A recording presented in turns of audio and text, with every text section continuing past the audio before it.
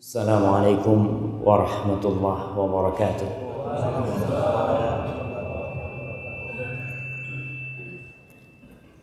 Alhamdulillah alladzi waffaqana li ta'atihi wa arsyadana ila sabili rushdih. Segala puji bagi Allah Jalla Jalaluh yang telah memberikan taufiknya kepada kita untuk melaksanakan ketaatan kepadanya.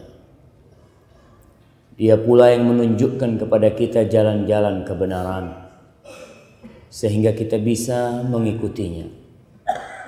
Allahumma salli wa sallim wa zid wa barik wa an'im ala habibikal mustafa wa nabiyikal mujtaba Nabiina wa Sayyidina Muhammad.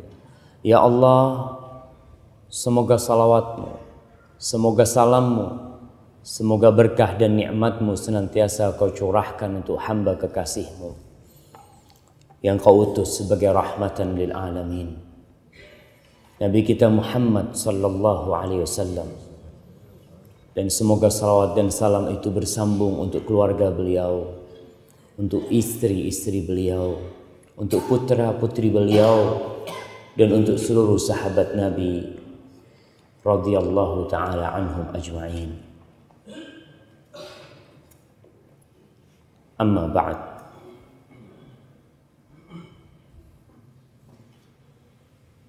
Ana jadi bingung, mau taruh tangan ana susah.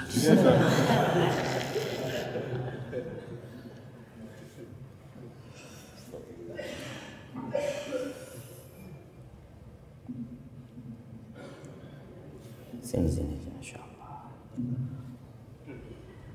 Antum bisa bayangkan kalau HP ini semua milik anak. Tapi amma ba'd. Rasulullah sallallahu alaihi wasallam beliau biasa membaca doa di pagi hari yang insyaallah doa itu tidak asing buat kita. Dan kita pun insyaallah juga membacanya. Tapi terkadang kita lupa karena kesibukan kita dengan dunia. Allahumma inni as'aluka ilman nafi'an wa rizqan thayyiban wa amalan mutaqabbala. Jangan meninggalkan doa itu, karena itu adalah modal kita menjalani hari-hari kita. Yang pertama beliau pinta adalah ilman nafi'an. Ya Allah, aku memohon kepadamu ilmu yang bermanfaat. Subhanallah. Kenapa beliau menginginkan ilmu yang bermanfaat? Karena tidak semua ilmu bermanfaat. Ada ilmu yang ditempuh bertahun-tahun, ternyata tidak menghasilkan kecuali kesepian di dalam jiwa dan ambisi berburu dunia yang tiada henti. Ada ilmu yang dituntut mungkin dari kelas 1 SD sampai kuliah, sampai lulus kuliah. Lulus kuliah dapat apa kau dari ilmu yang kau pelajari bertahun-tahun? Nggak ada. Kadang-kala sebagian orang Masya Allah menghabiskan waktunya untuk sesuatu yang benar-benar tidak mendekatkan dia kepada Sang Pencipta. Apakah ilmu yang bermanfaat itu? Ilmu yang bermanfaat adalah ilmu yang mewariskan rasa takut hamba kepada Sang Pencipta. Atau ilmu yang menjadikan hamba itu bermanfaat buat orang lain. Menghasilkan mungkin dunia yang bisa mendekatkan dia pula kepada Sang Pencipta. Maka kita harus berhati-hati tatkala menuntut ilmu. Mintalah kepada Allah ilman nafi'an, yang menunjukkan kepada kita yang halal dan yang haram, yang menerangi jalan kita sehingga kita tahu mana yang boleh dilakukan dan mana yang seharusnya ditinggalkan. Kemudian beliau memohon kepada Allah wa rizqan thayyiban, rizki yang halal dan baik. Karena kita melihat juga sudah muncul manusia-manusia yang tidak pernah berpikir apakah yang dia makan halal atau haram. Yang penting buat dia keluargaku bisa makan. Yang penting buat dia aku bisa punya rumah. Yang penting buat dia aku bisa bersenang-senang. Padahal daging yang tumbuh dari haram, maka neraka adalah tempat yang paling pantas buat dia. Maka kita memohon kepada Allah, suruh istri kita juga berdoa, suruh anak-anak kita juga berdoa. Bapaknya mau cari rizki, mintakan kepada Allah supaya yang dibawa pulang adalah yang halal. Jauhkan kita dari falsafat orang-orang yang tidak benar, yang mengatakan yang haram saja susah, apalagi yang halal. Dari dulu dari sejak zamannya Rasulullah SAW, yang haram itu susah dan yang halal itu mudah. Tapi manusia terkadang mengambil jalan pintas untuk mencari yang haram. Tanyakan kepada perampok-perampok yang dia merampok miliaran rupiah, seminggu habis duitnya, seminggu habis. Tanyakan dibawa kemana duitnya itu? Nggak taib, nggak baik. Mengumpulkan harta yang banyak tapi Allah tidak memberikan berkah kepadanya, yang hanya akan mewariskan penyakit kepada tubuhnya dan tubuh keluarganya. Maka mintalah rizqan thayyiban.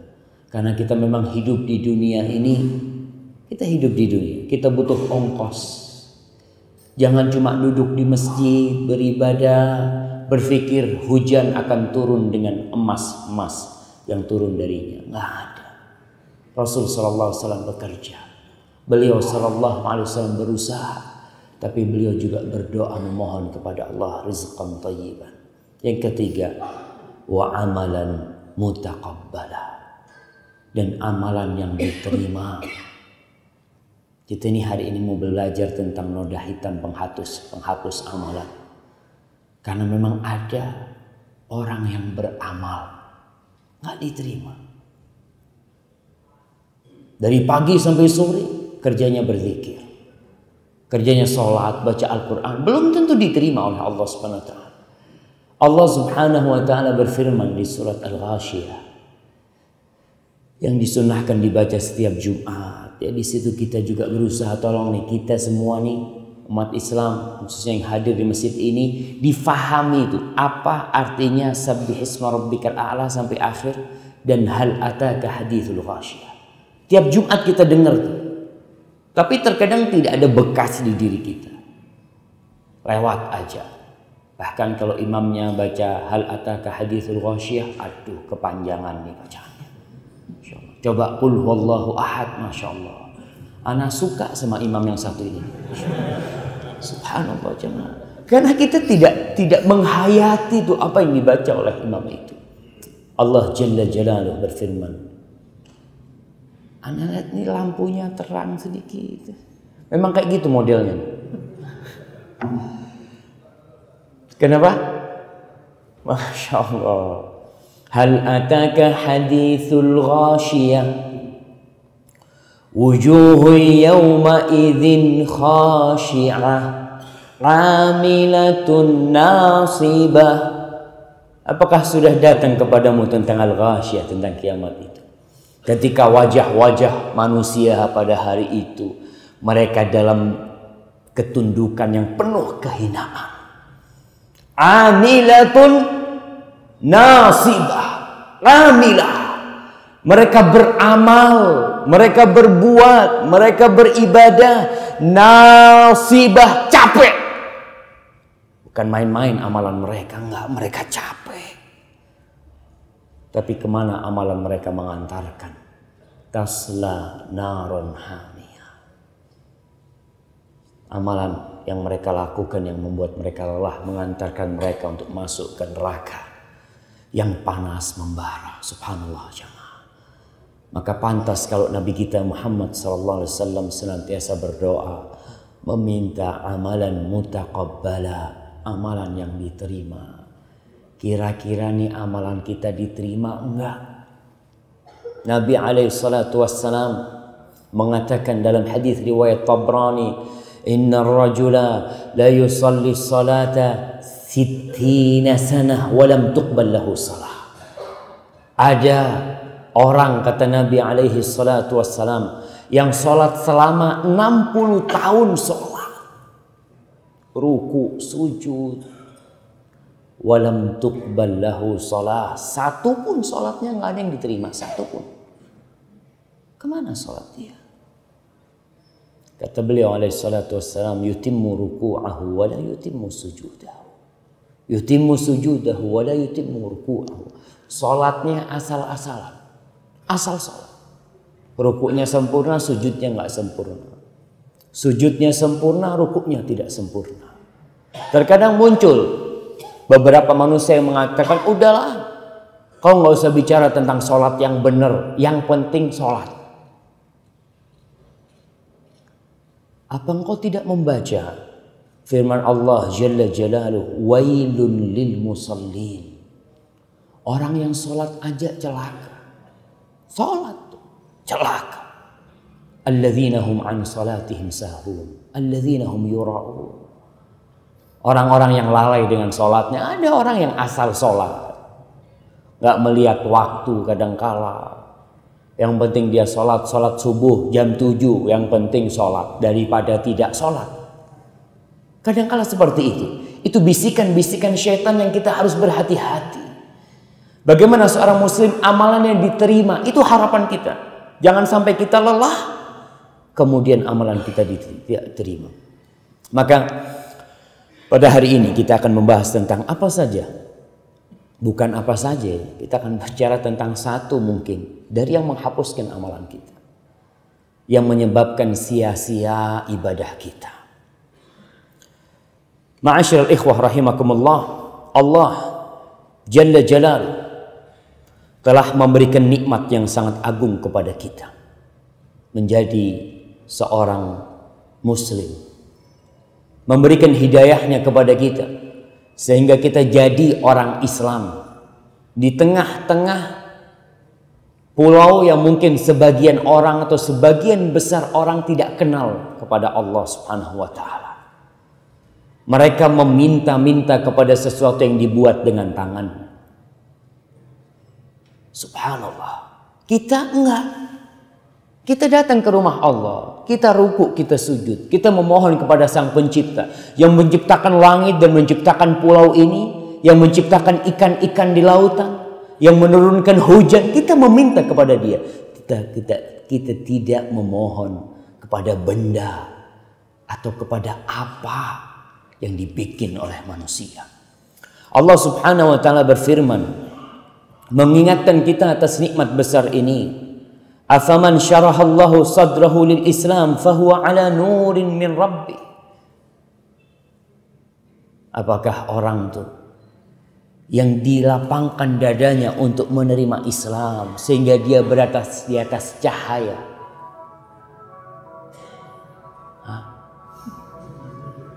Subhanallah. Fahuwa ala nurin min rabbi. Ini jam 6 ya. Tiap jam 6 bunyi ini. Nas'alullah as-salamah.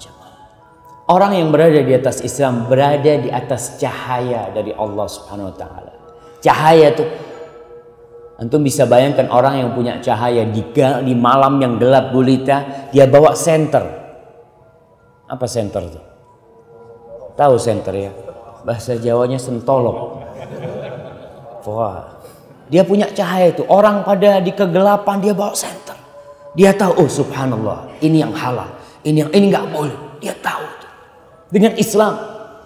Dan kita pun tidak pernah berhenti memohon kepada Allah, ihdinas siratal mustaqim, yang artinya tunjukkan kepada kami jalan yang lurus, jalan Islam ini nih yang kita minta kepada Allah Subhanahu wa taala. Dan salah satu bentuk kecintaan Allah kepada hambanya, Allah mengatakan, faman yuridillah ayyahdiyahu yashrah sadrahu lil Islam. Barang siapa yang Allah menginginkan hidayah bagi dia, Allah akan lapangkan dadanya untuk menerima Islam ini. Yang awalnya sempit dada dia menerima Islam ini. Dan kita lihat orang-orang mu'allaf, Masya Allah ya, semangatnya beribadah, semangatnya menuntut ilmu, nggak bisa dibayangkan atau nggak bisa dibandingkan dengan kita nih yang Islamnya dari dulu. Saya punya teman dari Italia, Masya Allah. Namanya Yasin dia namanya. Setelah masuk Islam, namanya Yasin. Banyak tato di badannya orang-orang sana. Dia masuk Islam 2 tahun masuk Islam, hafal Quran 20 juz. Baru 2 tahun masuk Islam. Kita 20 tahun 50 tahun jadi orang Islam, hafalannya juz amma. Alhamdulillah antum.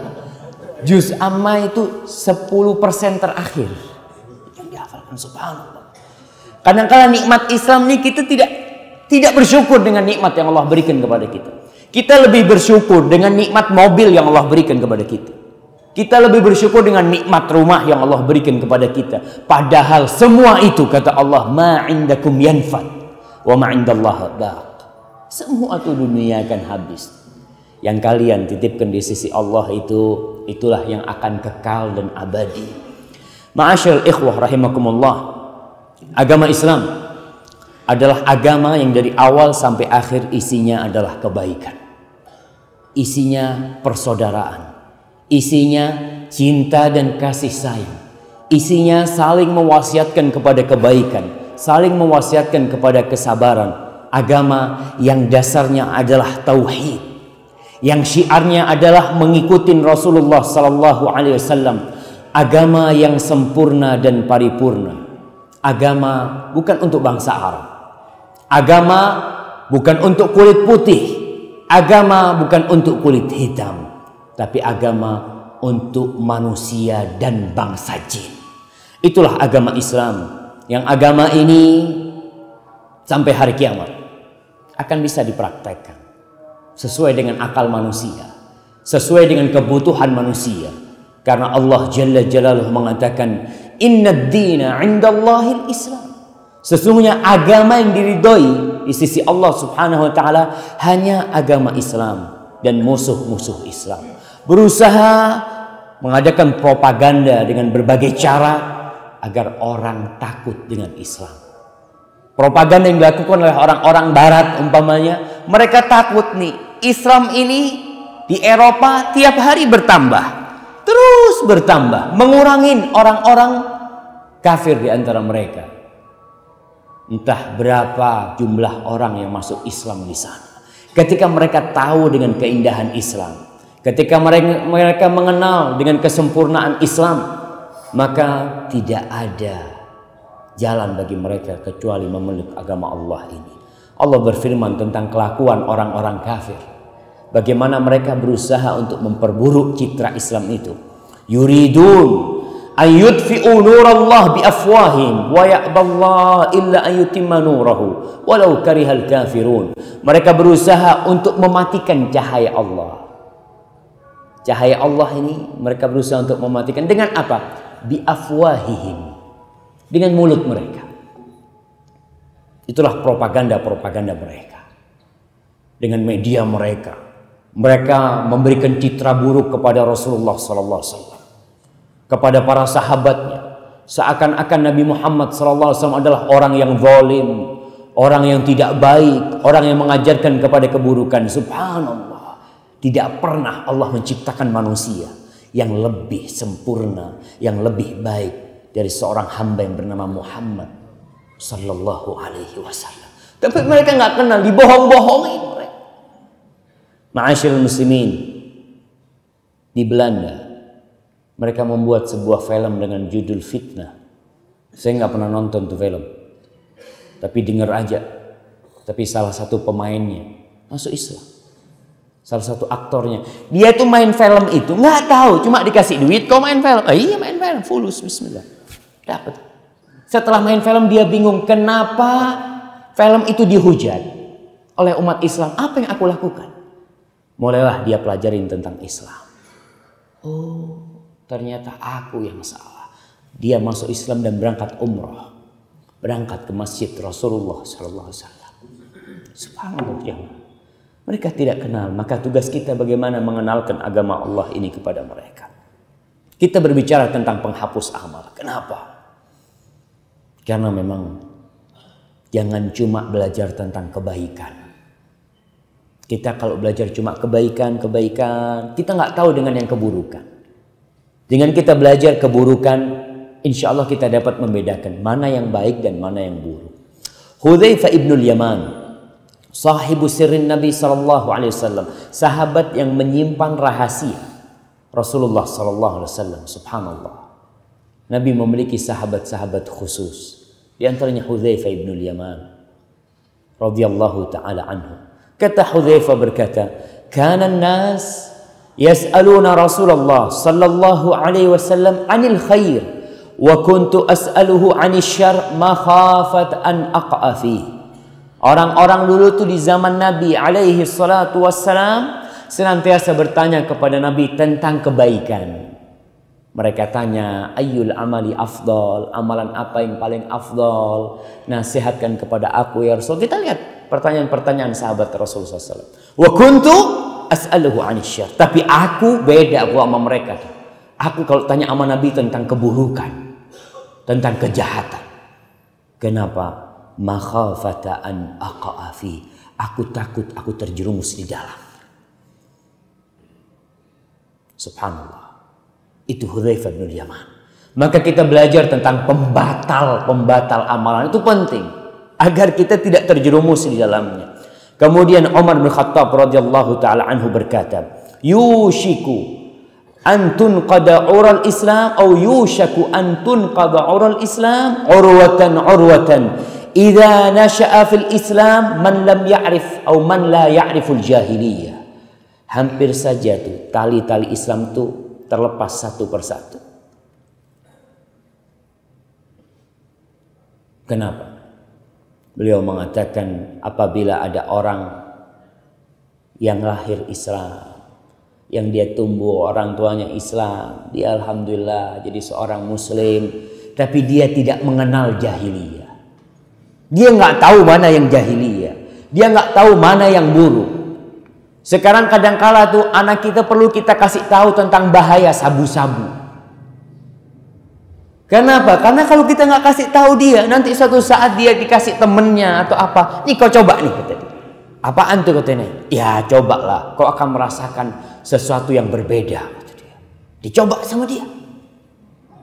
Kenapa? Karena dia nggak tahu. Tapi coba dia tahu, aku tahu nih sabu-sabu, aku tahu nih haram, aku tahu ini nggak boleh. Dengan pengetahuan dia, dengan ilmu yang dia miliki, maka dia dapat menghindarkan dirinya dari keburukan-keburukan dan kejahatan-kejahatan itu. Ma'asyiral muslimin rahimakumullah, berkaitan dengan hal-hal yang membatalkan amalan-amalan hamba. Ada banyak sekali. Bahkan kalau kita melihat di buku-buku fikih ada yang namanya babur riddah atau kitabur riddah. Bab yang berkaitan dengan kemurtadan. Ada orang Islam murtad, muslim, masih muslim dia. Dengan apa? Mungkin dengan mencela Rasulullah Sallallahu Alaihi Wasallam, ya. Mencela Al-Quranul Karim. Subhanallah. Ada orang-orang Islam yang melakukan hal itu, dan itu bisa murtad. Jangan berpikir kalau sudah orang Islam aman sampai mati. Enggak. Setan itu tidak pernah berhenti menggoda kita, nggak pernah. Dan yang pertama yang akan menjadi target utama bagi iblis adalah kesyirikan. Itulah yang akan kita bicarakan. Yang menghapuskan amalan pertama adalah asyirku fi ibadatillah. Syirik dalam peribadatan kepada Allah Subhanahu wa taala. Apa perbedaan antara syirik dengan kafir? Kafir itu lebih umum daripada kesyirikan. Karena kalau orang kafir bisa jadi dia memang nggak percaya sama Allah, disebut kafir. Seperti Fir'aun atau orang-orang yang percaya bahwasanya kita ini nggak ada pencipta nih, kita yang menciptakan kita adalah alam umpamanya. Ya udah, dia kafir dengan pencipta. Kalau syirik dia percaya sama Allah SWT. Dia percaya. Oh percaya sama Allah, percaya sama Tuhan, iya. Tapi dia menyekutukan Allah dengan selain Allah. Kita lihat orang-orang kafir ini seperti orang-orang ateis umpamanya. Dia nggak percaya dengan siapapun. Tapi kalau orang-orang musyrik, dia percaya kepada Allah SWT dengan adanya pencipta, tapi dia melakukan kesyirikan kepada Allah Subhanahu wa taala. Berkaitan dengan syirik yang dapat menggugurkan amalan kita. Allah Subhanahu wa taala berfirman, "Innallaha la yaghfiru an yushraka bihi wa yaghfiru ma duna dzalika liman yasha wa man yusyrik billahi faqad iftara itsman 'azima." Sesungguhnya Allah tidak mengampuni disekutukan oleh hambanya. Allah nggak mengampuni dosa syirik itu. Tapi selain syirik Allah bisa ampuni. Jadi orang yang mati dalam kondisi musyrik, tidak ada harapan bagi dia untuk masuk surga. Tidak ada mukaffirat dzunub, penghapus dosa yang bisa menghapuskan kesyirikan. Kita tahu dengan pahala haji. Kita tahu dengan pahala Ramadan. Wa Ramadan ila Ramadan kaffaratun lima bainahuma. Kita tahu dengan ibadah salat Jumat bagaimana pahalanya. Kita tahu dengan amalan-amalan lain yang menghapuskan dosa. Tapi dosa syirik tidak bisa dihapuskan dengan amalan-amalan ibadah itu. Karena Allah sudah menentukan Allah tidak mengampuni dosa syirik. Orang yang melakukan kesyirikan adalah orang yang telah membuat dusta yang sangat besar kepada Allah Subhanahu wa taala. Kemudian Allah berfirman kepada nabinya, Nabi ini alaihi salatu wassalam, la in asyrakta la yahbatanna 'amaluk wa la takunanna minal khasirin. Muhammad alaihi salatu wassalam, ya Rasulullah. Muhammad, kalau kau berbuat syirik, Nabi kita berbuat syirik, la yahbatanna 'amaluk, gugur semua amalan. Walaupun dia haji, seorang muslim haji 10 kali, umrah 25 kali, tapi dia melakukan tindakan kesyirikan, gugur amalan semuanya. Wa qadimna ila ma 'amilu min 'amalin faja'alnahu haba'an manthura. Kita datangkan tuh dengan semua amalan dia. Didatangkan amalannya, orang ini ketika sudah senang dengan amalannya, Allah jadikan amalannya debu yang berterbangan. Ditimbang di amalan nggak ada arti. Subhanallah. Ma'asyil ikhwah rahimakumullah. Allah Subhanahu wa taala mengharamkan surga bagi orang yang melakukan kesyirikan. Allah mengatakan, innahu man yusyrik billah faqad harramallahu alaihi al-jannah wa ma'wahu an-nar wa ma lidh-dhalimin min ansar. Sesungguhnya barang siapa yang berbuat syirik kepada Allah, maka telah diharamkan oleh Allah bagi dia surga. Haram hukumnya masuk surga. Wa ma'wahun nar, tempat bagi dia adalah neraka, dan itulah tempat orang-orang zalim, tidak ada penolong bagi mereka. Di antara bentuk kesyirikan yang itu perlu dikaji, ya menyembelih untuk selain Allah Subhanahu wa taala. Ada orang-orang yang mencari pesugihan, kemudian kata dukunnya, kau harus menyembelih ayam hitam yang darahnya hitam. Ayam apa tuh namanya? Ayam cemani. Dulu tuh subhanallah, saya punya teman di Jakarta, subhanallah, dia ngomong, kita pernah bangkrut, punya utang 1 miliar pada waktu itu dia. Akhirnya ya orang kalau sudah bangkrut itu kadangkala panik, cari apa saja amalan yang bisa mengembalikan uang dia. Dia lupa kepada Rabbul Alamin. Allah tuh bukan cuma punya 1 miliar. Allah tuh punya dunia dan isinya. Kau berangkat ke dukun. Dukun tuh punya apa sih? Untuk makan susah dia. Dia kalau kita datang kepada dia, oh rezeki datang nih. Kata dia, datang ke sini. Dia datang, kata dia, ke dukun, ke Banten, ke dia. Kata dia, kita keliling ke dukun-dukun itu, subhanallah, habis 250 juta. Yang kesini kata dia bisa menggandakan uang, bisa mau nganukan balikan uangnya. Pernah satu dulu itu dia cerita, yang minta ayam hitam. Ya kita cari, akhirnya dapat ayamnya, harganya 7 juta ayamnya. Kata dia, kita beli ayam 7 juta, sampai ke rumah dia, besok kita potong, paginya mati ayamnya. Kata dia, Allah 7 juta mati, kata dia, kayaknya kita dibohongin, kata dia. Baru subhanallah dia selamat. Alhamdulillah dia tidak sampai berbuat syirik menyembelih ayam itu untuk selain Allah Subhanahu wa taala. Tapi dia sudah mulai menyembelih ayam itu. Kita lihat gunung-gunung ada Gunung Kawi apa namanya? Tempat orang cari pesugihan. Apa? Kawi kan? Oh, orang-orang Islam ke sana. Islam. Pak Haji, Pak apa berangkat dengan topinya. Berangkat topi hajinya ke sana. Insyaallah. Subhanallah. Karena apa? Karena nggak punya ilmu. Maka ma'asyiral muslimin rahimakumullah, syirik yang paling besar adalah syirik dalam ibadah kepada Allah Subhanahu wa taala. Kita memberikan salah satu ibadah kita kepada selain Allah Subhanahu wa taala. Kita harus takut dengan kesyirikan. Jangan merasa aman. Nabi Ibrahim aja takut. Nabi Ibrahim saja takut. Apa di antara doa Nabi Ibrahim? Wajnubni wa baniya an na'budal asnam. Ya Allah, jauhkan aku dan anak keturunanku dari menyembah berhala-berhala, dari menyembah patung-patung. Kenapa? Rabbi innahunna adlalna katsiran minan nas. Ya Allah, tuh patung-patung, tuh berhala-berhala telah menyesatkan banyak dari manusia. Betul, jemaah. Bapaknya Nabi Ibrahim tuh kan bikin patung. Patung dibikin, dipahat, dipasang, terus berdoa. Nabi Ibrahim bingung sama bapaknya. Akhirnya dia berangkat ke kumpulan patung-patung itu.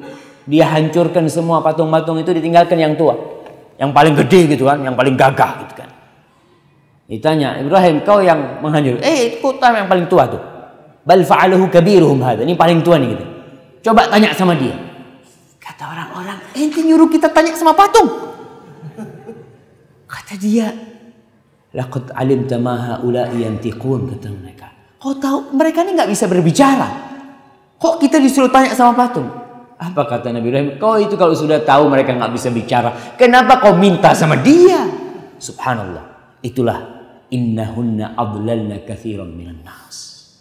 Kalau Nabi Ibrahim, Nabi Khalilur Rahman, yang dia adalah kekasih Allah Subhanahu wa taala, anaknya juga nabi, cucunya juga nabi, beliau takut. Bagaimana dengan kita yang kita bukan nabi, yang kita kadang-kala juga jauh dari Allah Subhanahu wa taala.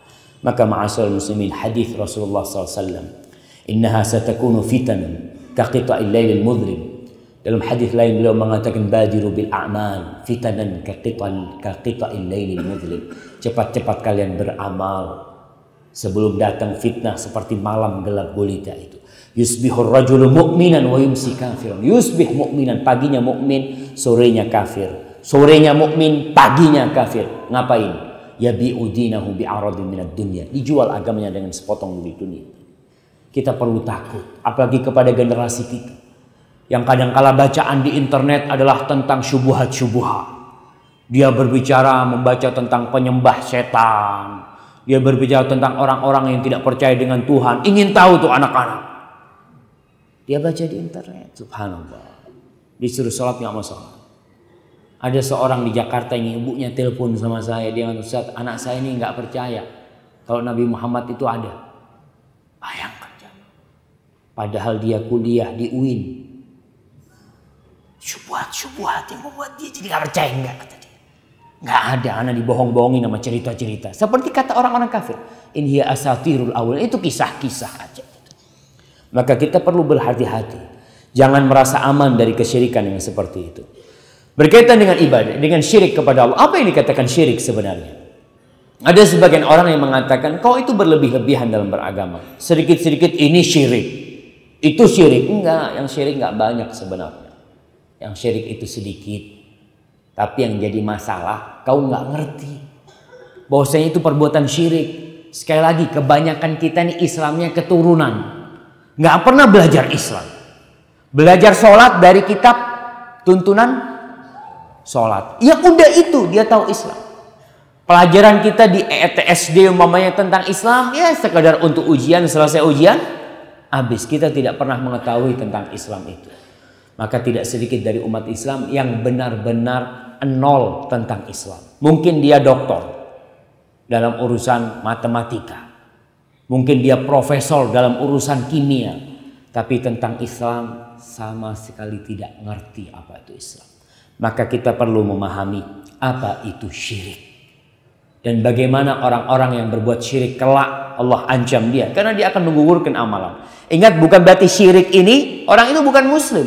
Ya memang ada orang musyrik bukan muslim, tapi ada orang Islam muslim, sholat, zakat, puasa, dia melakukan tindakan kesyirikan. Para ulama menjelaskan bahwasanya arti kesyirikan itu adalah menjadikan bagi Allah Subhanahu wa taala sekutu dalam uluhiyahnya, dalam peribadatan kepada Allah Subhanahu wa taala, atau dalam rububiyahnya, menjadikan bahwasanya ada pencipta selain Allah Subhanahu wa taala, atau dalam asma dan sifatnya. Dan kebanyakan syirik itu biasanya dalam urusan peribadatan. Kalau dalam urusan penciptaan, jarang orang yang menjadikan Tuhan-Tuhan selain Allah, karena mereka tahu nih nggak mungkin.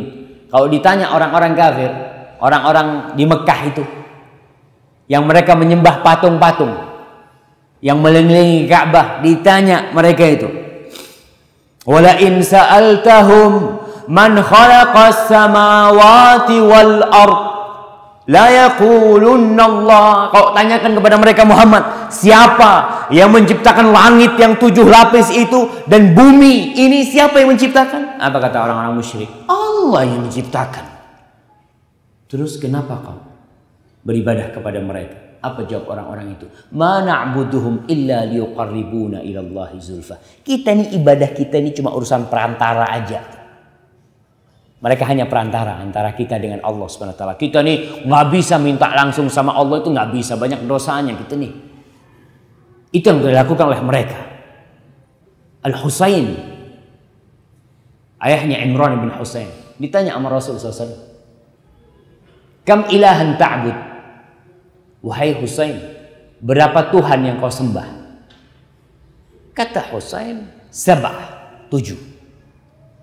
Sittatun fil ardi wa wahidun fis sama. Kata dia, 7 nih yang aku sembah, 6 di bumi, 1 di langit. Orang musyrik, dia percaya 1 di langit. Terus ditanya sama Nabi, kalau kau lagi gundah, kalau kau lagi susah, kalau kau lagi bersedih, kepada siapa kau minta? Ya kepada yang di langit lah, kata dia. Masih sama yang di bumi, kata dia. Kepada yang di langit, kata dia. Lalu Rasulullah SAW mengajarkan kepada dia, kalau gitu sembahlah yang di langit dan tinggalkan semuanya di bumi.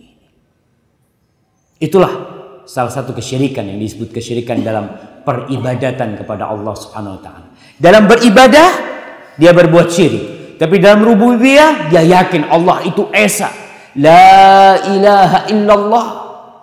Dan orang-orang kafir di Mekah, mereka berhaji atau tidak? Haji. Mereka bertalbiyah atau tidak? Bertalbiyah. Mereka mengatakan labbaik Allahumma labbaik, labbaik la syarika laka labbaik illa syarikan huwa lak malaktahu wa ma malak. Ya Allah, tidak ada sekutu bagimu kecuali sekutu yang kau miliki. Gimana kau mengatakan tidak ada sekutu bagi Allah, tapi Allah memiliki sekutu? Itulah satu kontradiksi yang dimiliki oleh orang-orang kafir. Ma'asyiral muslimin rahimakumullah. Orang ketika berbuat syirik, kalau kita lihat syirik ini ada syirik kecil dan syirik besar. Kita akan berbicara tentang syirik besar yang mengeluarkan hamba dari agama Allah. Tadi segala bentuk peribadatan, memalingkan segala hak Allah kita berikan kepada selain Allah Subhanahu wa taala. Kita berkata dalam salat kita, qul inna salati wa nusuki wa mahyaya wa mamati, buat siapa? Lillahi rabbil alamin. Salatku, sesembelihanku ini yang terkadang subhanallah jamaah, kadang-kala ada orang yang berangkat ke ustadz dukun. Apa ada ustadz dukun ya? Hah? Masya Allah, mudah-mudahan anak tidak termasuk jemaah. Alhamdulillah. Ustadz dukun. Baik. Dulu dukun itu kelihatan. Apa? Pakai menyan ya. Rumahnya menakutkan, ada keris yang bisa berdiri atau macam-macam ya seperti itu. Sekarang dukunnya pakai peci putih. Dia jual berbagai macam ya. Ada seorang datang ke ustadz, kata dia, mau mengusir jin. Kata jinnya, aku mau pindah dari tempat ini asalkan kau potong 2 ekor sapi. Kemudian kau bagi-bagikan kepada fakir miskin. Subhanallah. Kalau kita lihat syubhatnya jinnya, kau bagikan kepada fakir-fakir miskin. Tapi nyembelihnya buat siapa? Buat jin. Ya sudah sembelih lah, yang penting dia pergi, orang dagingnya kita bagi-bagikan kepada fakir miskin. Di situ kadang-kala kita ya tertipu dengan syubhat-syubhat yang berkaitan dengan kesyirikan ini. Memohon kepada selain Allah, ya. Umpamanya kalau kita lihat di Jawa, ada yang namanya larung laut. Sebelah kerbau, kemudian kepala kerbaunya dilemparkan, ya, diusung. Subhanallah, saya melihat itu yang mengusung pakai topi haji, pakai kerudung perempuannya. Ya Allah, saya subhanallah. Orang Islam seperti itu, nggak ngerti kalau itu syirik. Oh, saya ini sholat muslim, saya ini haji, saya nggak mau berbuat syirik, kata dia. Karena dia nggak ngerti kalau memberikan sesembelihan kepada selain Allah itu adalah syirik, dan termasuk syirik besar. Kadangkala gunung, apa namanya, Gunung Merapi, ya, mau meledak, kumpul orang-orang Islam, baca doa, potong sapi, kepala sapinya ditanam di bumi, kemudian ditanam, kata mereka, untuk siapa? Untuk penunggunya. Yuk kita berdoa. Doanya baca Al-Fatihah. Antum bisa bayangkan, jamaah. Nah, saya membaca di sebuah majalah pesawat tuh di Jawa Tengah. Memang Jawa Tengah mungkin kesyirikan di sana masih banyak, ya. Orang-orang Islam memang kebanyakan Islam abangan. Jadi di bukit di situ ada tari-tarian. Mereka menari di bukit itu, ya, tari-tarian katanya untuk mencari keridhaan, ya, untuk tolak balak lah mereka. Dulu tarian itu tarian memang warisan nenek moyang mereka. Sekarang tarian-tariannya kata disebutkan di situ bahwasanya ada pawangnya yang komat kamit baca macam-macam, kemudian dicampur dengan bahasa Arab. Orang, oh, pakai bahasa Arab nih Islam nih, kata dia. Subhanallah. Benar-benar kita itu harus berhati-hati sebagai seorang muslim. Mana yang syirik, mana yang penghambaan kepada selain Allah, mana yang memohon kepada selain Allah, dan mana yang memohon hanya kepada Allah semata. Orang yang melakukan kesyirikan, dia akan kekal dan abadi di dalam api neraka. Kekal dan abadi. Berbeda dengan orang yang berzina, berbeda dengan orang yang merampok, berbeda dengan orang melakukan dosa-dosa besar selain syirik. Masih ada harapan Allah mengampuni dosa dia. Innallaha yaghfiru dzunuba jami'a. Allah mengampuni semua dosa-dosa. Jadi kalau orang itu mati dalam kondisi pernah berzina, belum bertobat, pernah berjudi, belum bertobat, pernah durhaka, belum bertobat, masih ada harapan untuk dikeluarkan dari api neraka nanti. Tapi kalau orang berbuat kesyirikan, nggak ada tuh. Khalidun mukhalladan fiha. Dia akan kekal dan abadi di dalamnya. Kemudian ma'asyiral muslimin rahimakumullah, syirik menggugurkan semua amalan. Semua. Ada amalan-amalan, umpamanya riya. Riya itu termasuk syirik kecil. Riya itu hanya menggugurkan amalan yang berdampingan dengan riya itu. Orang sholat riya, amalan apa yang gugur? Sholatnya. Tapi dia sedekah nggak riya, sedekahnya nggak gugur. Ada yang sedekahnya riya, sedekahnya gugur.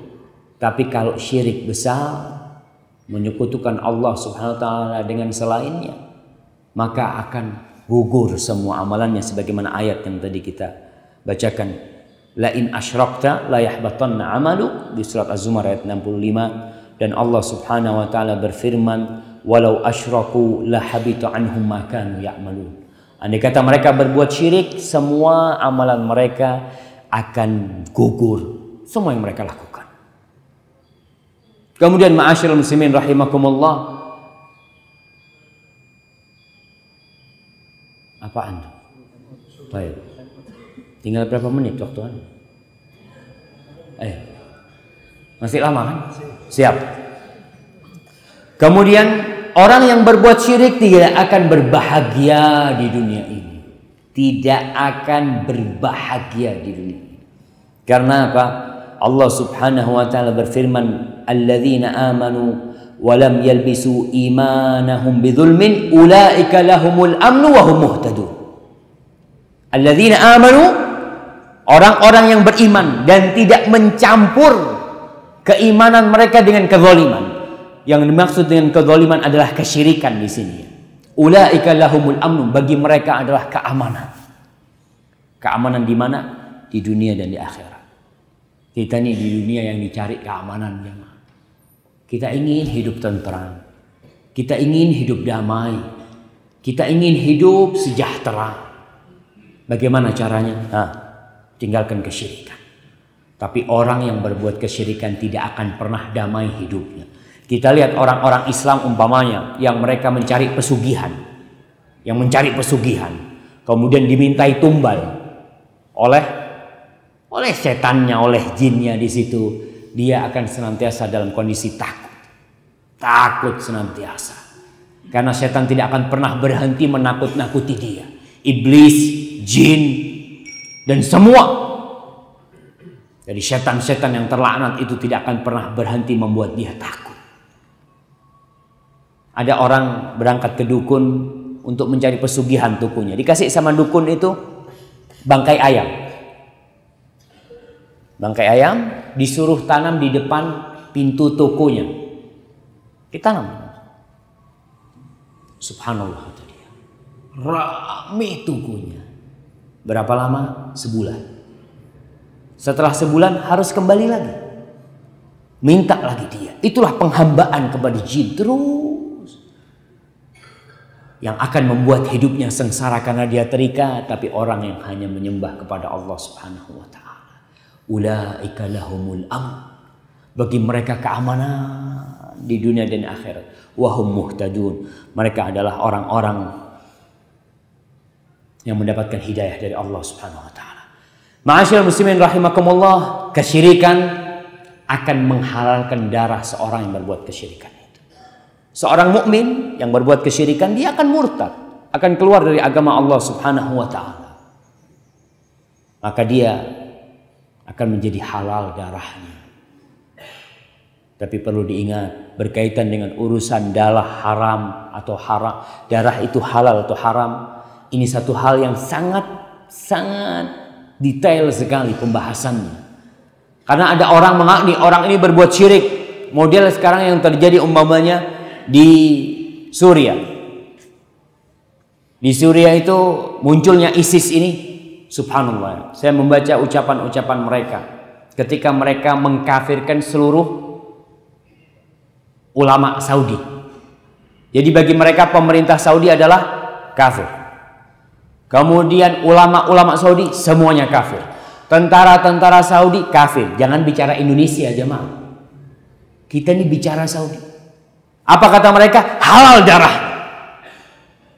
Ketika mereka mengatakan halal darahnya, mereka bom sana, mereka bom sini. Ini pemahaman yang harus diluruskan. Nah, kalau kita katakan orang yang berbuat syirik, tapi ingat mana kesyirikan itu.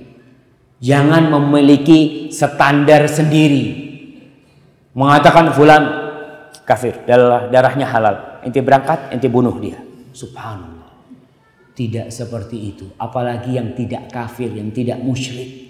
Kita harus berhati-hati dalam urusan hal ini. Memang kita lihat Rasulullah SAW berjihad, memerangi kaum musyrikin, memerangi orang-orang yang tidak menyembah Allah Subhanahu Wa Taala. Tapi di situ jihad ada syarat-syaratnya, ada rukun-rukunnya mungkin yang perlu diperhatikan. Karena jangan membaca ayat di dalam Al-Quranul Karim, qatilul musyrikin, bunuhlah orang-orang musyrik. Ada seorang syekh, ya memberikan ceramah, tahu-tahu ada anak muda, syekh, Allah berfirman qatilul musyrikin, bunuhlah orang-orang musyrik. Kenapa kita tidak membunuh orang-orang musyrik? Kata syekh tanya, Allah mengatakan wa aqimus shalah, dirikan salat. Ente kenapa nggak salat sekarang? Ya, sholat kan ada syaratnya, saya kata dia. Harus wudhu, harus apa, masuk waktu, sama. Ada syarat-syarat yang harus diperhatikan. Dan jihad yang benar adalah jihad yang dibawa rayatil imam, yang dibawa bendera imam, yang mereka benar-benar mengajarkan kebenaran, mengajak kepada la ilaha illallah. Jadi tauhid adalah yang akan menyelamatkan darah kita, yang akan membuat kita selamat di dunia ini dan di akhirat. Orang yang melakukan kesyirikan akan jadi halal darah dia. Seorang muslim pun seperti itu. Tapi urusan ini urusan yang perlu diperhatikan dan perlu dipelajari, dan kita kembalikan kepada para ulama. Jangan asal-asalan mengeluarkan fatwa jihad, menghalalkan darah fulan, sebagaimana yang kita lihat tadi adanya ya model-model ISIS. Yang kita lihat kalau ISIS itu subhanallah jamaah, Allahu a'lam bishawab, kita nggak tahu. Mereka yang dibunuh, kata mereka, membunuh orang Islam yang murtad itu lebih wajib daripada membunuh orang musyrik asli. Memang seperti itu yang mereka lakukan, dan itu mereka lakukan kepada siapa saja yang tidak mau bergabung dengan mereka, halal darahnya. Mereka bunuh hal itu, dan ini disebutkan dalam majalah-majalah mereka, dalam situs-situs mereka, yang mereka mengatakan jangan menghukumi kita kecuali dari majalah-majalah kita dan dari situs-situs kita. Kalau omongan orang jangan. Na'udzubillah dari apa yang mereka lakukan. Itulah tentang bahaya kesyirikan yang dapat menggugurkan amalan kita, yang menjadikan halalnya darah kita, menjadi dalalnya harta kita nantinya, yang akan membuat kita kekal dan abadi di dalam neraka. Maka kita harus berhati-hati dengan hal itu, dan masih banyak lagi yang dapat menggugurkan amalan kita, yang insya Allah mungkin akan dikaji pada kajian-kajian yang akan datang. Hadza wallahu a'lam bishawab. Itulah yang bisa kita kaji pada kesempatan kali ini. Semoga Allah Subhanahu wa taala memberikan hidayahnya kepada kita sehingga kita bisa tahu mana yang hak dan mana yang batil, kemudian kita bisa mengikuti yang hak. Hadza wallahu a'lam bishawab. Sallallahu ala nabiyina Muhammad wa ala alihi washabbihi wasallam. Persilakan untuk sesi kedua insyaallah. Atau mungkin ibu yang berdua kalau ingin bertanya bisa tulis di kertas dan disampaikan ke ustaznya insyaallah. Allah. Itu yang bertanya Ustaz.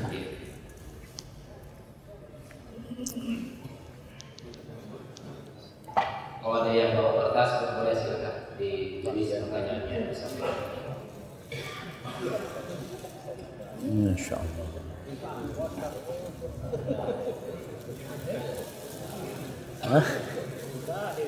Bismillahirrahmanirrahim. Assalamualaikum warahmatullahi wabarakatuh. Ustaz, saya cuma mengadopsi daripada keadaan sekarang.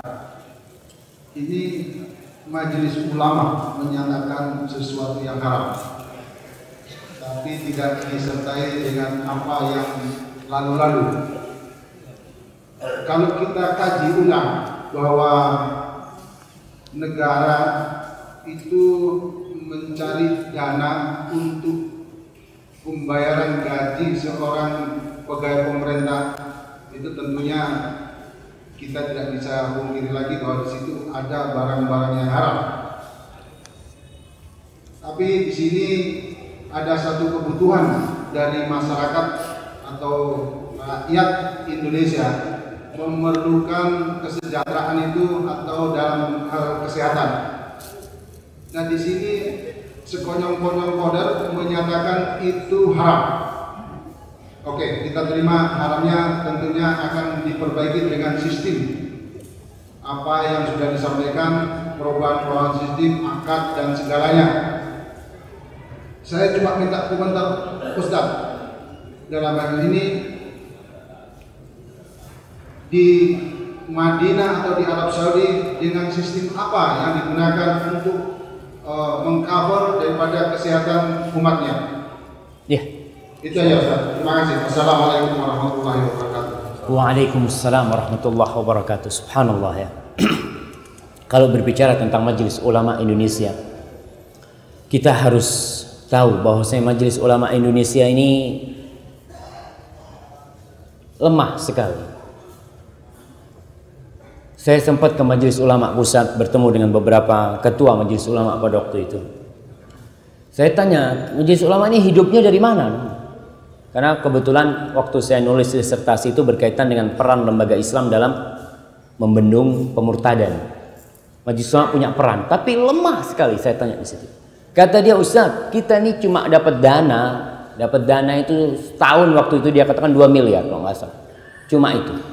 Lalu kata dia, ketua-ketuanya ini punya pertemuan hanya seminggu sekali. Kalau nggak salah hari Selasa dia cerita pada waktu itu. Itu cuma dikasih duit 200.000, Ustaz.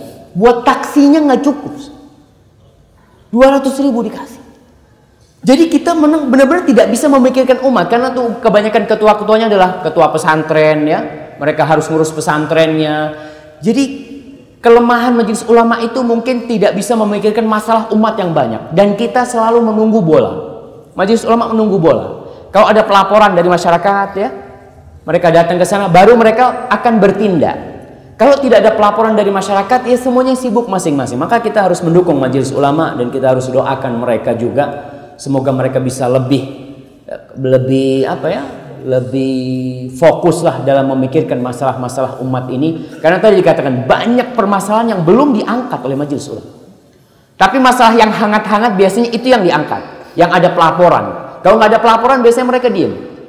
Contoh dulu masalah Lady Gaga. Ketika Lady Gaga ribut, orang mana fatwa majelis ulama pada waktu itu? Terlambat. Tapi karena dukungan dari masyarakat, mereka minta majelis ulama mengeluarkan fatwa, baru mengeluarkan fatwa pada waktu itu. Tapi kalau kita melihat Lady Gaga dan ada mungkin tontonan-tontonan yang mirip Lady Gaga di Indonesia banyak sebenarnya. Tapi ketika itu yang dilarang cuma Lady Gaga. Terus bagaimana dengan yang lain yang ada di negeri kita? Karena ini juga berkaitan dengan yang ada di mana? Pertanyaan tertulis di sini. Kemudian berkaitan dengan mungkin tadi BPJS sendiri ya ini katakannya. Dan alhamdulillah kalau majelis ulama itu mau mengkaji hal itu adalah satu langkah maju majelis ulama. Sebagaimana juga dulu sebelum adanya bank-bank syariat, kita lihat semua bank konvensional, nggak ada bank syariat. Kemudian setelah muncul fatwa dari MUI ya, kemudian baru mulai diperbaiki kembali. Adapun berkaitan dengan BPJS, memang kalau kita lihat di negeri kita ada pengelolaan sumber daya alam yang sangat kurang sekali di sini. Itu mungkin kelemahan bangsa kita ya.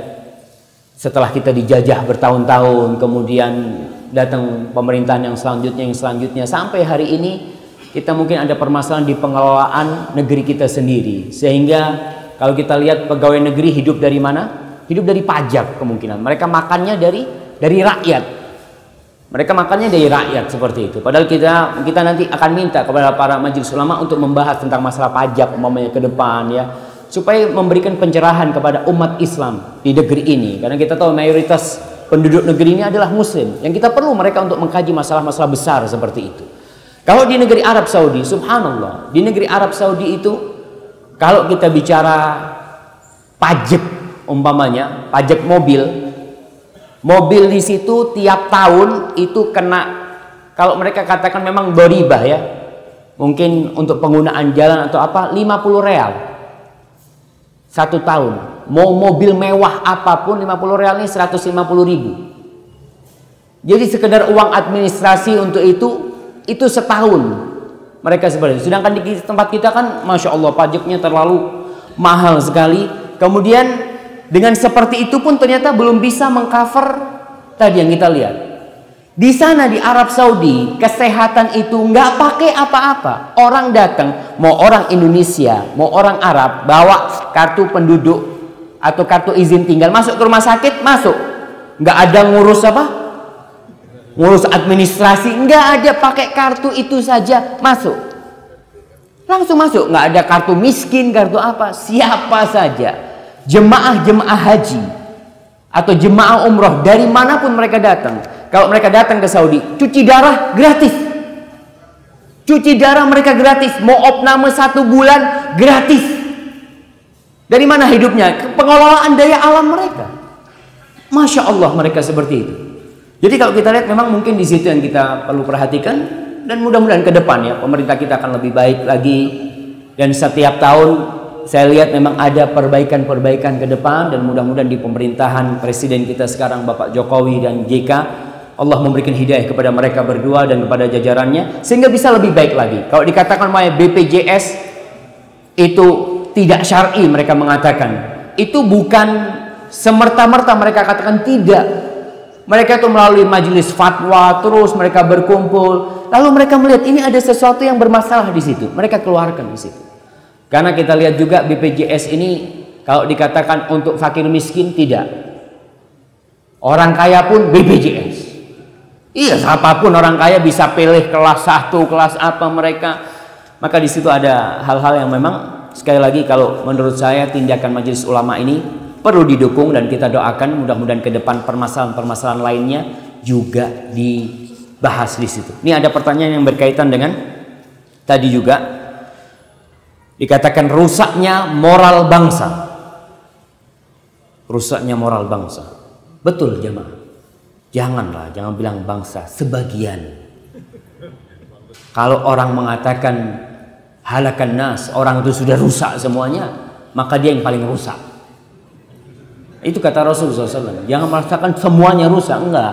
Sebagian, mungkin mau dikatakan, ya sebagian besar kita katakan. Memang itu kita sangat prihatin.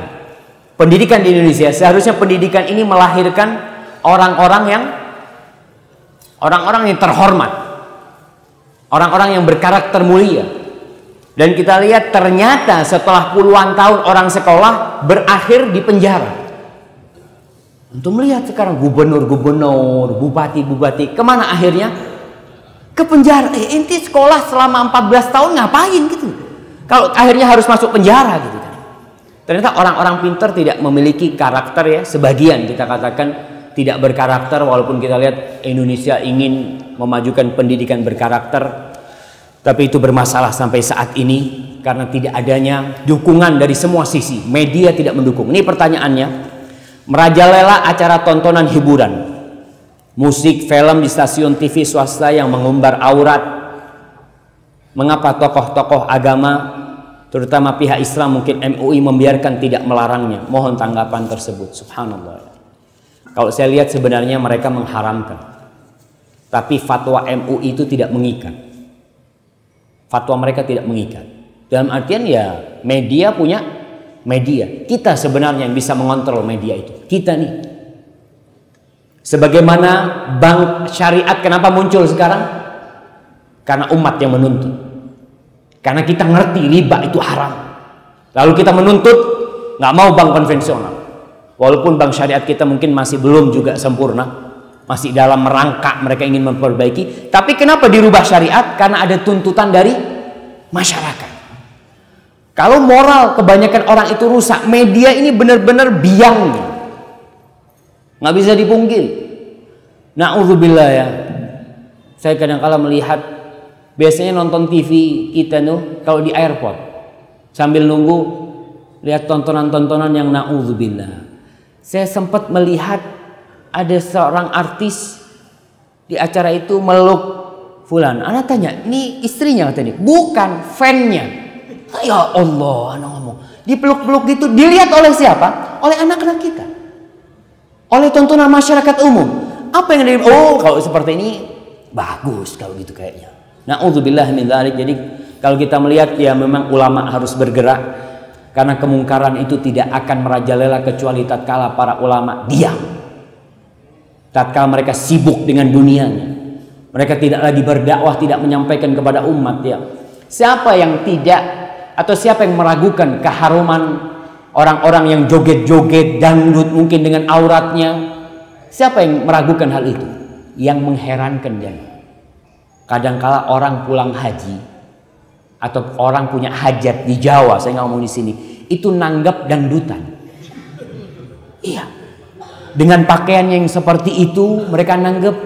Dan ketika saya lihat anak-anak kecil yang nonton di barisan depan tuh anak-anak kecil, saya lihat subhanallah, mana ustadznya, mana kiainya, mana alim ulamanya, kemana mereka semua? Terkadang mereka diam, terkadang mereka diam. Maka kalau kita lihat, ya kewajiban kita bersama untuk menjaga bangsa ini, menjaga negeri ini. Kita perlu menciptakan kader-kader yang mengenal la ilaha illallah, yang mereka bisa mengembalikan kedamaian dan kesejahteraan di Indonesia ini. Itu yang kita harapkan nantinya.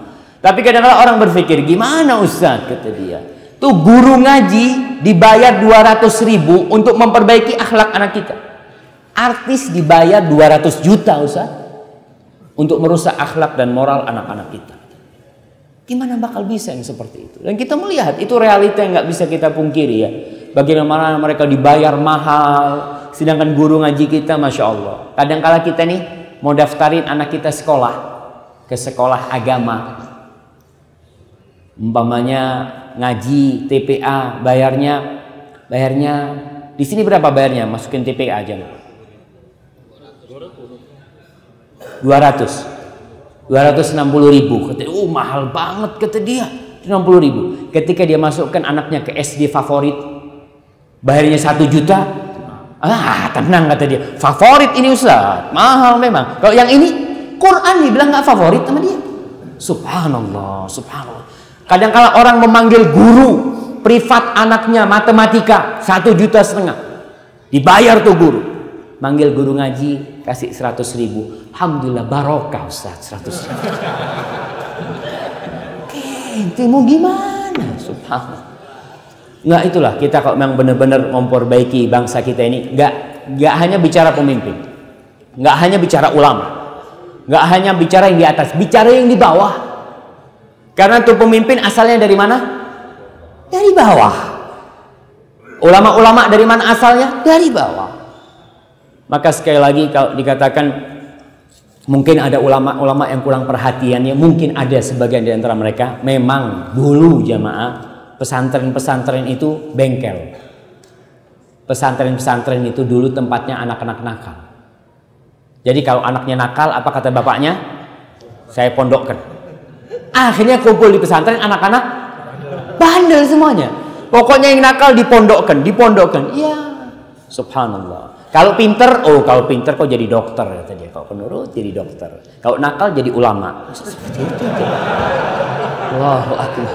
Allahu akbar. Ini benar-benar harus diperbaiki, jemaah, ini harus diperbaiki ya. Dan alhamdulillah saya lihat sekarang kajian-kajian Islam sudah rame ya, orang-orang udah mulai ngerti, dan media-media Islam juga alhamdulillah, media-media dakwah udah banyak. Tinggal sekarang kita nih, bagaimana kita memilih, bagaimana kita mengontrol keluarga kita. Disitulah kita dapat menegakkan insya Allah syariat Allah dari diri kita, dari rumah kita, masyarakat kita, insya Allah nanti akan berjalan dengan izin Allah Subhanahu Wa Taala. Baik. Oh silahkan. Nah. Assalamualaikum warahmatullahi wabarakatuh. Waalaikumsalam warahmatullahi wabarakatuh. Saya pada kesempatan ini kami ingin menyampaikan satu aja berkaitan dengan aulia. Saat ini kan ulama kita mungkin tidak mengukur keberhasilan dakwah untuk di negeri yang mayoritas Islam ini. Kita masih dibimbing atau dipimpin oleh pemimpin-pemimpin laisa minna. Padahal Al-Quran kan penolakan, la yattakhid. Jadi ini kan penolakan kafirun a'udhu lil mu'minin. Ini saya hanya tadi sudah singgung pertama menyangkut masalah majelis ulama. Yang kedua mungkin dai kita semua ini memiliki peran untuk mengingatkan umat agar memilih aulia pemimpin ini yang betul mengayomi kita. Saat ini kita melihat ukuran standar DKI saja, syariat-syariat begitu banyak yang mulai dihilangkan, yang memimpinnya. Apa ini akan menyebar ke seluruh Indonesia? Terima kasih Pak. Mohon jawabannya. Assalamualaikum warahmatullahi wabarakatuh. Waalaikumsalam warahmatullahi wabarakatuh. Subhanallah ya. Itu memang fenomena yang membuat kita bingung. Di Jakarta jumlah umat Islamnya berapa persen sih? Banyak sekali mereka. Tapi Islam gimana mereka? Islam yang nggak sholat, yang Islam yang minum-minuman, ya. Subhanallah. Seperti itulah munculnya pemimpin-pemimpin yang mungkin tidak sesuai dengan keinginan kita. Itu karena kitanya. Kalau kita berbicara umpamanya di Jakarta yang sholat cuma 20%, yang nggak sholat 80%, atau kita katakan janganlah terlalu banyak lah. Yang sholat 40%, yang nggak sholat 60%. Kira-kira pemimpinnya yang 60% apa yang 40%? Yang 60 lah. Apalagi kita lihat sistem di Indonesia ini pemilu. Banyak-banyakan suara. Dan kebanyakan orang itu orang soleh apa nggak soleh? Nggak soleh. Kalau kita lihat subhanallah, realita yang terjadi sebenarnya kalau kita lihat bagaimana dai-dai itu memahamkan orang Islam dengan Islamnya. Ketika mereka paham dengan Islamnya, dia akan tahu pemimpin mana yang akan dia pilih.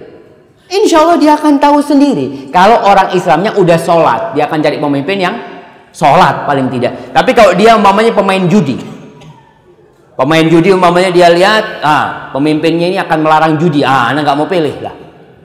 Karena pemimpinnya akan melarang judi, dia akan memilih yang sesuai dengan dia. Allah Subhanahu wa taala mengatakan, "Kadzalika nuwalli ba'dadh-dhalimina ba'dha bima kanu yaksibun." Begitulah kami jadikan pemimpin-pemimpin yang zalim buat orang-orang yang zalim atas perbuatan dosa mereka. Jadi kalau kita berbicara tentang kezaliman ini, jangan bicara pemimpin yang di atas yang memang sudah banyak yang korupsi ya. Kita lihat seperti itu. Orang-orang itu ketika pemilu mereka dikasih uang 50.000, milih dia. Sampai di Jember itu dulu waktu pemilihan ya yang sebelumnya ada istilah tongkat. Tongkat itu bahasa Madura. Pilih nomor setong seket. Ente pilih nomor 1 dapat seket, dapat 50.000. Orang-orang itu nggak kenal sama fulan, dia nggak pernah tahu. Dikasih duit ya alhamdulillah. Orang anak milih yang mana nggak ngerti sama fulan. Jadi kebanyakan orang itu kalau kita lihat nggak ikut-ikut tentang masalah pemilu ini, nggak ngurusi mereka itu. Orang-orang awam. Jangan masalah pemilu, dia berpikir Ustaz, anak kok mikirin pemilu, makan aja susah Ustaz. Jadi sekarang bagaimana peran dai ini memahamkan Islam. Ketika orang Islamnya ngerti dengan Islam, oh Islam itu seperti ini, dia sholat, dia zakat, dia menjaga syariat Allah, insya Allah pemimpinnya akan seperti itu. Seorang syekh di kelas pernah ditanya, Syekh, kita punya pemimpin di Sudan pada waktu. Pemimpin itu zalim, melakukan kemaksiatan ya melegalkan hal-hal yang haram lah seperti itu. Akhirnya ditanya sama syekh nih, kalau pemimpinnya nutup hal-hal yang haram itu, bagaimana masyarakat? Masyarakat akan demo gitu dia. Karena masyarakatnya suka sama yang haram itu. Jadi kata syekh, pemimpinnya ikut rakyat apa rakyatnya ikut pemimpinnya? Ya pemimpinnya ikut kemauan rakyat. Betul jemaah. Bagaimana kita? Pemimpin itu dari kita sebenarnya. Kita yang harus memperbaiki diri kita. Kita yang harus memperbaiki diri kita. Anak-anak kita bagaimana dia mengenal la ilaha illallah. Antum lihat mahasiswa. Mahasiswa ini adalah mungkin tulang punggung negeri kita masa depan. Antum lihat model di kota-kota yang penuh mahasiswa. Tahun 90-an ya, atau hampir 2000-an saya membaca berita 93% apa 97 perempuan-perempuan di fakultas-fakultas itu udah nggak perawat. Mereka hidup di kos-kosan, nggak ada orang tuanya, nggak ada bapaknya, nggak pernah tahu bapaknya kapan tuh anak keluar, kapan anak itu pulang, udah dibuang di sana tuh anak sama dia. Tuh yang bakal mimpin nantinya seperti itu.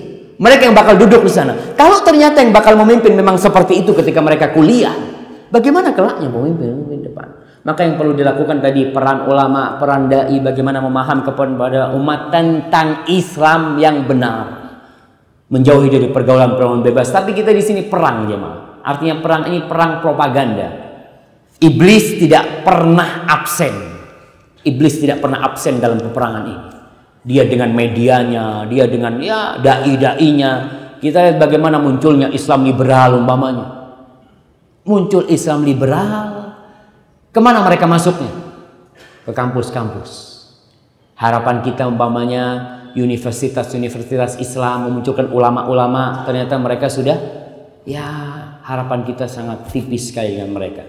Tapi saya mendukung bahwasanya bagaimana perang ulama, perang dai ya, dan berdakwah juga bukan hanya di kota, di kampung-kampung, di desa-desa yang orang desa itu mungkin nggak pernah nonton TV.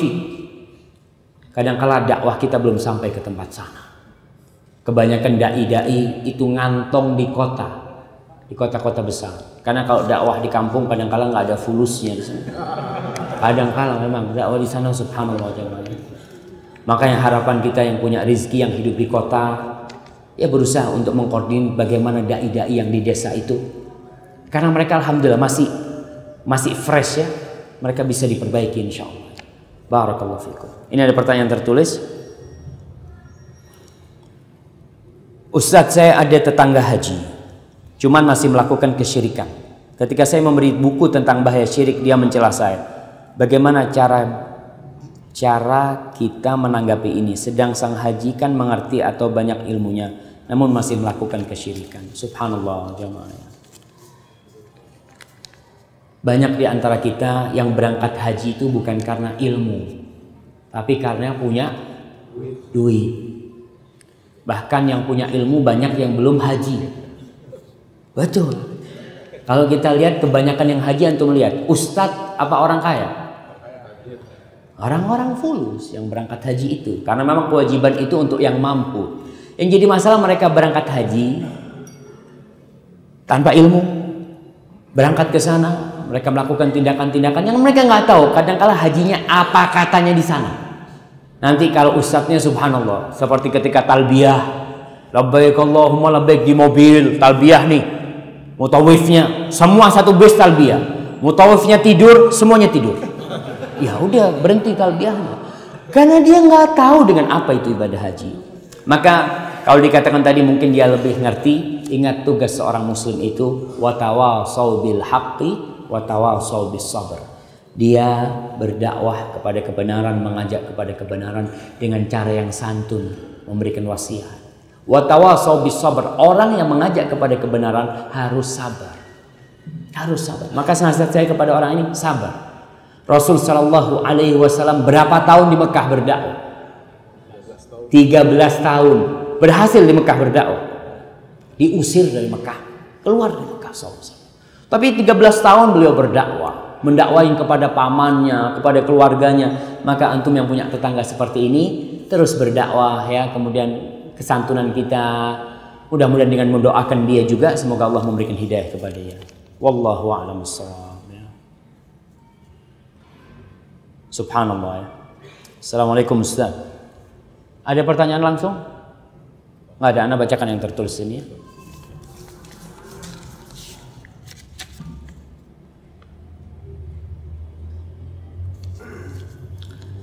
Anak saya meninggal di Denpasar dan dikubur di Denpasar. Sekarang kontrak makamnya sudah habis dan tidak boleh diperpanjang lagi. Jasadnya ditumpuk jadi satu. Menurut Ustaz, apakah jasad anak harus dipindah ke Jawa apa dimakamkan saja? Ditumpuk. Makasih Ustaz. Barakallahu fikum ya. Kalau berbicara tentang kontrak makam, ternyata bukan cuma rumah yang kontrak. Saya dulu berpikir, saya pernah ngisi kajian, rumahku masih ngontrak. Ternyata ada sekarang kuburanku juga ngontrak. Tuh. Urusan ngontrak nggak ada masalah. Ngontrak itu sebenarnya ngontrak bukan kuburannya, ngontrak supaya tidak ditumpuk. Itu kan. Tapi tetap anak kita dimakamkan di situ, nggak dipindah sebenarnya. Bukan kalau habis kontraknya dibuang ke sampah ya, dikeluarin gitu kan. Enggak seperti itu. Itu tidak ada masalah karena di masa Rasul sallallahu alaihi wasallam juga kita melihat para sahabat ketika perang Uhud dimakamkan di satu makam itu banyak sahabat, tidak satu. Jadi satu makam isinya beberapa orang. Kemudian sampai hari ini di Baqi itu semuanya ditumpuk, kecuali makam-makam para sahabat ya. Kalau orang meninggal di sana, karena kuburannya nggak mungkin diperluas, Baqi itu sudah. Maka kalau ada jenazah itu umpamanya setelah berapa tahun, kadang-kala 2 tahun, tergantung tanahnya. Ada tanah-tanah itu yang makan tulang. Jadi tulang itu habis. Tapi ada tanah-tanah yang tulang itu tidak habis. Mereka biasanya menggali kembali, kemudian jasad kalau masih ada tulang-tulangnya dibungkus kain, dimasukkan ke dalam. Kemudian model makamnya di sana itu pakai lahat, bukan syak. Lahat itu ada lobang di arah kiblat ya, dilobangin terus dimasukin ke sana. Jadi kalau ini sudah habis, ditumpuk lagi nggak ada masalah. Tapi usahakan yang ditumpuk dengan anak kita adalah orang soleh. Kita bisa menjaminkan hal itu, insya Allah itu lebih baik. Tapi kalau tidak bisa, apa hendak dikatakan? Nggak perlu dipindah jasad anaknya, nggak perlu dipindah. Dan mungkin kita perlu memiliki kuburan yang banyak. Karena kita bisa bayangkan, satu orang punya rumah luasnya 1 hektar. Buat apa kau 1 hektar? Tidurnya di ranjang berapa kali berapa? 10 kali 10? Enggak lah. Ranjangnya kecil begitu. Kita berusaha untuk, dan kalau bisa beli kuburan di pinggir jalan besar. Di pinggir jalan besar. Biar ingat mati. Karena memang kalau di barat itu, ya ini udah terakhir ini Bang. Sebagaimana kita kaji kemarin, bahwasanya tata kota di barat itu memang berusaha untuk menjadikan kehidupan mereka materialisme. Jadi orang-orang tidak ingat bahwasanya dia akan mati. Penggusuran kuburan-kuburan di Jawa terjadi karena memang kadang-kala kiblat-kiblat kita ke barat ya. Jadi kuburan-kuburan di pinggir kota ya atau di dalam kota itu digusur, diganti mall-mall. Jangan sebenarnya. Disitulah orang bisa ingat mati. Disitulah moral bangsa ini bisa lebih baik. Orang-orang yang koruptor umpamanya, ketika mereka lewat depan kuburan, pakai mobil mewah lewat depan kuburan, lu anak mati nanti dikirim ke sini kata dia. Mobil anak-anak akan tinggal. Tapi sekarang kuburan di mana? Masuk gang-gang. Orang itu nggak pernah ngelihat kuburan. Lupa dengan kematian. Maka inilah terapi karakter kita, terapi moral kita, terapi ibadah kita dengan adanya kuburan di pinggiran-pinggiran kota. Maka boleh nggak kita beli tanah di kuburan, beli tanah pinggiran kota bikin kuburan jemaah? Ntar nggak dapat izin lagi kan? Ya, ini ada pertanyaan. Assalamualaikum warahmatullahi wabarakatuh. Ustaz, apakah orang yang mati syahid tidak dihisab amalnya yang telah lalu? Bagaimana dengan seorang ibu yang meninggal dunia ketika melahirkan anaknya? Bagaimana juga dengan orang yang mati karena menyelamatkan hartanya dari serangan orang jahat? Baik. Jadi memang asyahid, orang yang mati syahid itu dia cukup kilatan pedang itu menakutkan dia sudah. Sehingga ketika di hari kiamat hisab bagi dia itu cuma arat nantinya. Dia tetap akan ditampakkan amalan-amalannya. Terus bagaimana seorang ibu yang melahirkan anaknya atau seorang yang mati karena menyelamatkan hartanya dari serangan orang-orang jahat? Mungkin mereka akan mendapatkan hukum orang yang mati syahid. Tapi masalah hisab di sana, wallahu a'lam. Ana nggak tahu tentang masalah ini. Wallahu a'lam bissawab. Ya, mungkin itu yang akan mengakhiri perjumpaan kita pada hari ini. Antum sudah dapat teh semuanya jemaah? Hah? Gahwa, masya Allah. Kalau yang saya sampaikan itu benar dari Allah, kalau ada yang salah, mohon maaf. Kalau mungkin di pertanyaan-pertanyaan yang kurang pas jawabannya, saya mohon maaf. Bisa ditanyakan kepada ustadz yang lain. Subhana rabbika rabbil izzati amma yasifun. Wassalamun alal mursalin.